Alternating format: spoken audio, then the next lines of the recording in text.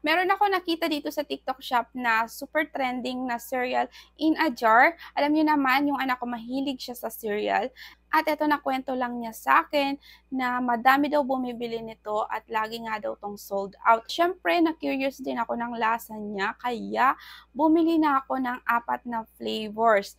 At dumating na nga siya mga loves. Kaya eto na, mag-unboxing na tayo. Let's go!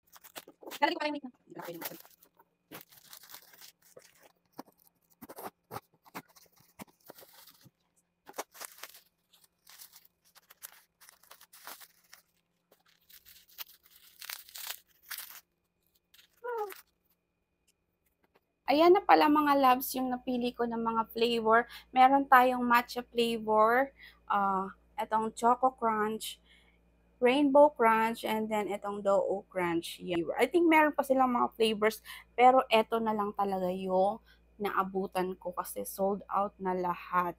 So, mamaya susubukan natin yan. Yung gagawin ko is, babalik ta rin muna natin para malasahan talaga natin ng mabuti. Yan. Para bumaba yung ano niya. Pwede nyo din to ilagay sa ref.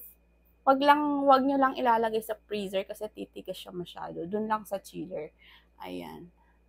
So, ayan, babalikan natin to mamaya para mag-taste na tayo. Ayan, so mag-start na tayo dito sa maliit muna. Rainbow Crunch and the Choco Crunch. Meron pala siyang ganyan. Ayan, sealed pa siya mga loves. Yun. Ooh! Ito yan itsura ng, ng Rainbow Crunch. Sa chiller ko lang siya nilagay, pero as in, tumigas talaga siya, o, tinan. Yan. Paano pa kaya kung sa freezer? Yan, tikman na natin. Parang bata lang. Mahap! Nak! Yan ito.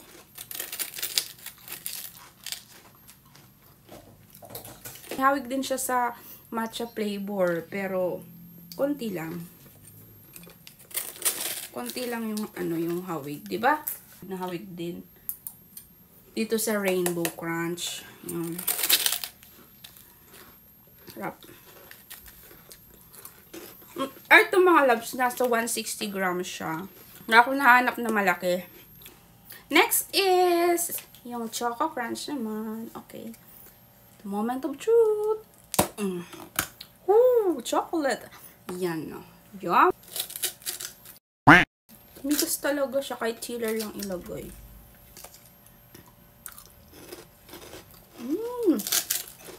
Ayun, chocolate talaga to. Lasang chocolate talaga. Kung mahilig kayo sa chocolate, tapaluin nyo. Pero mas bet ko talaga to kainin na yung hindi siya dikit-dikit. Yung tunaw yung tawag yung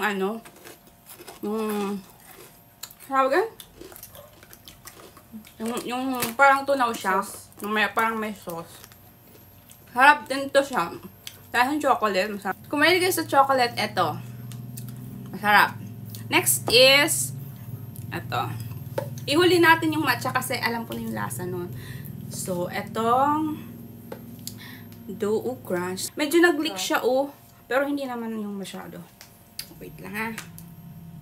Kailangan buksan natin yung lock. Yung dalawang maliit, wala siyang leak. Malaki meron. Woo! Ito naman parang milky siya. Ayan, o. Milky. Yung sabaw-sabaw nitong tumigas parang milk chocolate, parang Aragan. Huh? Parang ganyan, parang milk chocolate. Ito naman flavor nito.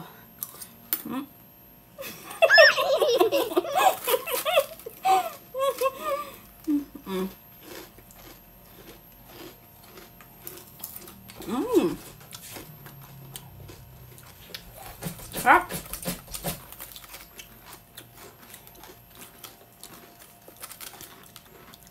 Milky chocolate. Nalasahan ko na yung 4 na flavors. Dito pa rin ako sa matcha. At natikman ko na to Para papakita ko pa rin sa inyo mga loves. Matcha flavor pa rin ako. Promise. Masarap sila lahat. Pero syempre, sa lahat ng flavor, meron pa rin tayong top, 'di ba? Sa akin, yung pinaka-top na flavor ay itong matcha flavor. Because masarap kasi nga, sobrang sarap kasi nito para sa akin, ha. Kanya-kanya tayong